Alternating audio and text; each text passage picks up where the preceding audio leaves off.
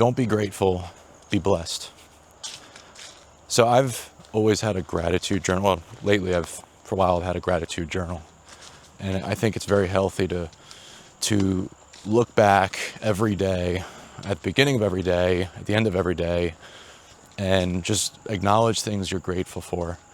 And it's healthier. You start looking at life in a better perspective, a healthier way, realizing all the good things you have and just acknowledging, how great they are, and you dwell less on the negative and you're thinking less negatively.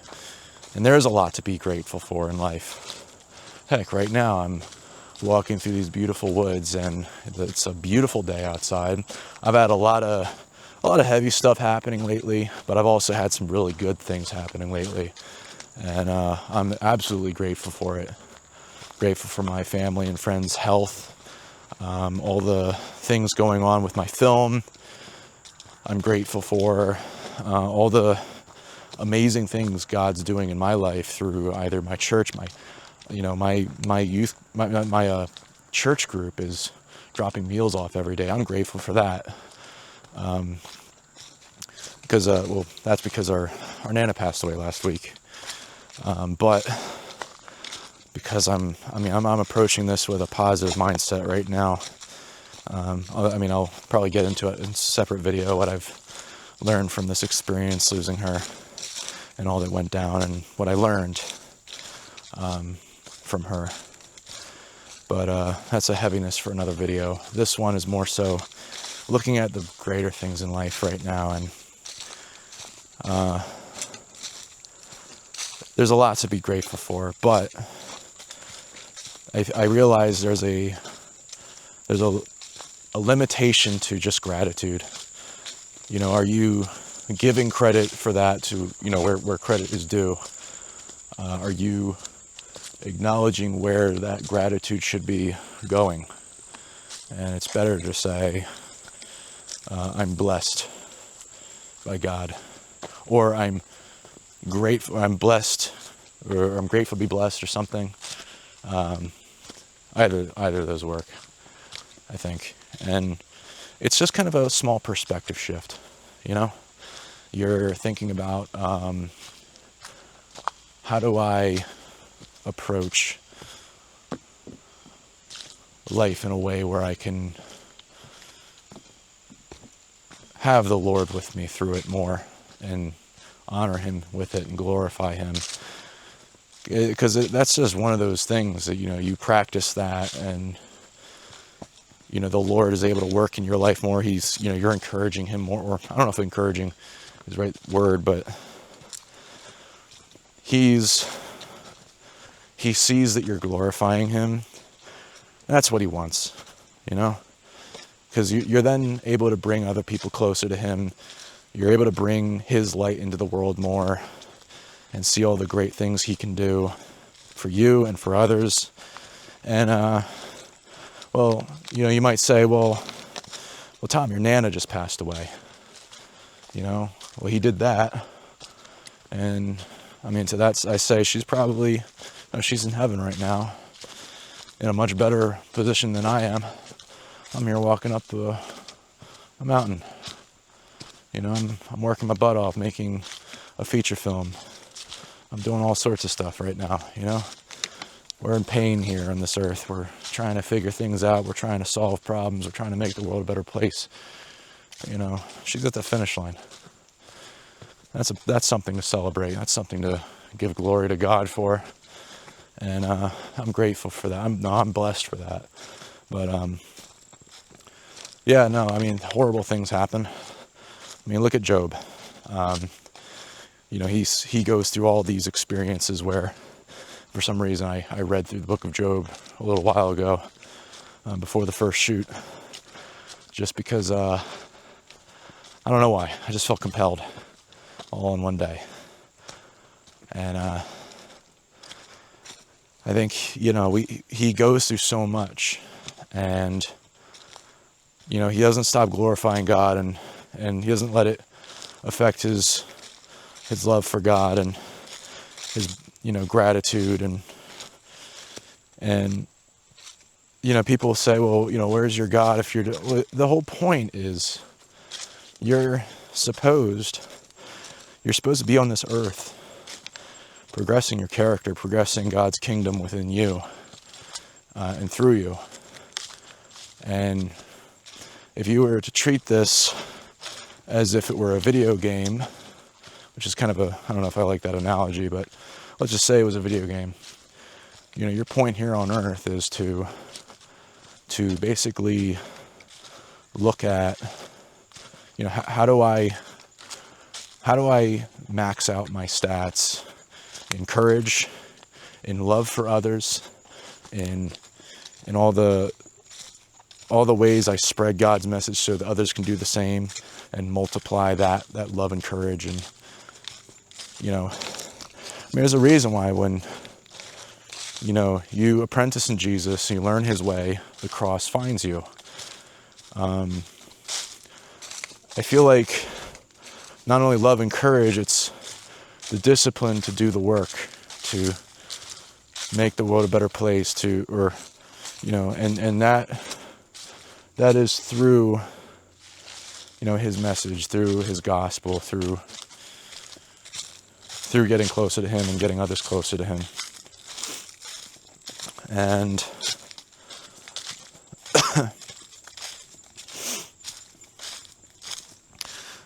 if your time here on earth is long or short, spend it doing that.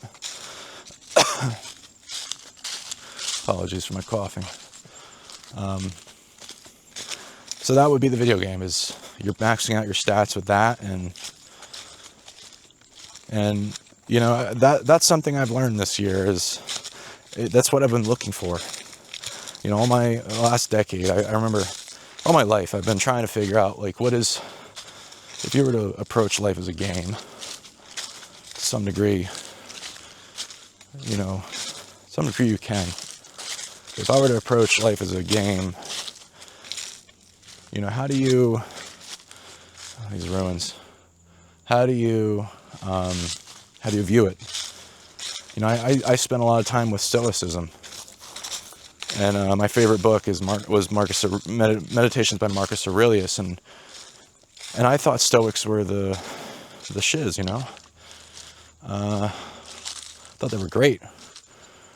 You're telling me that these people, they endure pain, they don't suffer or whatever, they soothe their souls, they're not what is it? They're not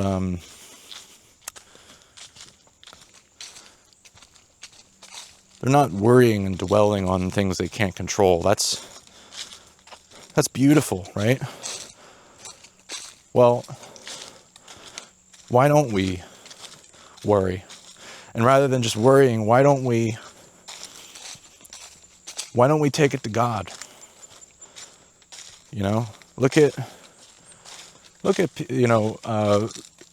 Moses when he goes up to the top of the mountain, and for several days, and then God, he gets there, and God's like, your people down there are burning or they're worshiping a golden calf. It's been a few days, and they're already resorting to this. It's your brother Aaron doing it, of all people. It's rather than lean forward in their faith, they fall back on religion, what they knew, which is idol worshiping. And that was their way of, it's kind of like us falling back into sin when things aren't going right, falling back into drinking, falling back into, seeking meaningless physical connections, to put it, in the PG terms, It's, we seek things that's, to soothe our souls, when really the way we do that is a relationship to Christ, and go and, take our worries and sorrows to him. And, this year's been a real lesson in that for a lot of reasons. And I can say, I feel like my faith has been rewarded this week. A lot of things have unfolded. It's been a whirlwind this week. A lot of amazing things. And it brought new meaning to the whole term of Romans, or the verse Romans 8:28.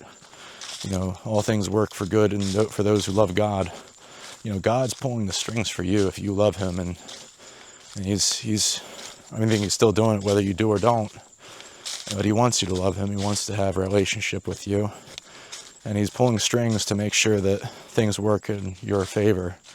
But that might not be what you want, or might not be on your timing.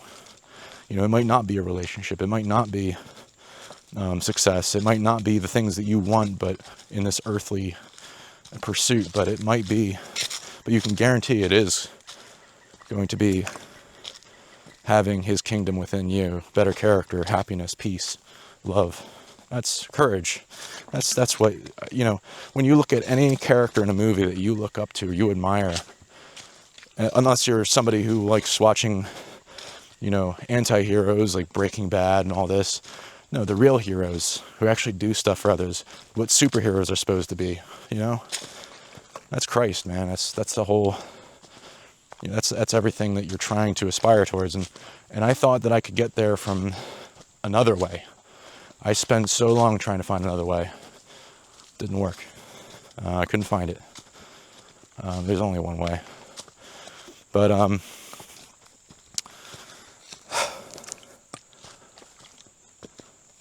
I think to come back to it, one of the pillars of that, the Job story, or, progressing your character, is just constantly being in relationship with God and in the good things, noticing the good things he does.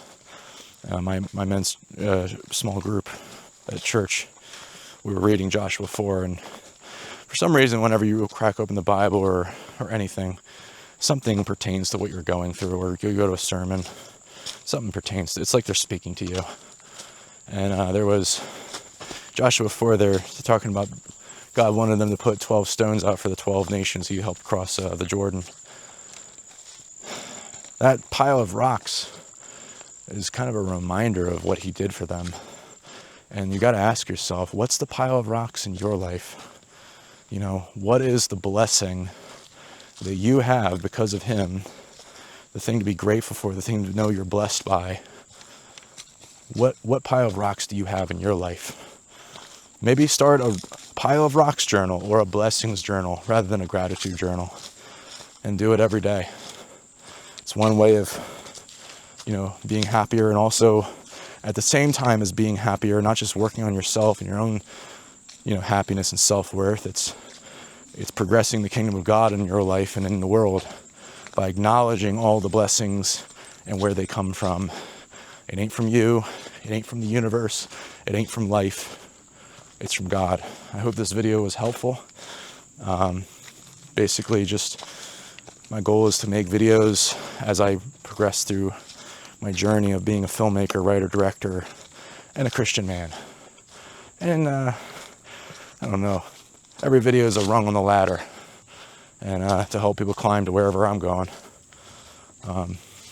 But I hope this was helpful, and I might have an email on the screen that you can reach out to if you have a question that you want addressed in a future video that I can maybe help you with. My goal is to solve problems for people if I can. I don't know if I can. I'm going to be honest. I don't know if I'm qualified. I figured I just do these videos, try to do them daily if I can, until God qualifies me, because he doesn't call the qualified, he qualifies the called.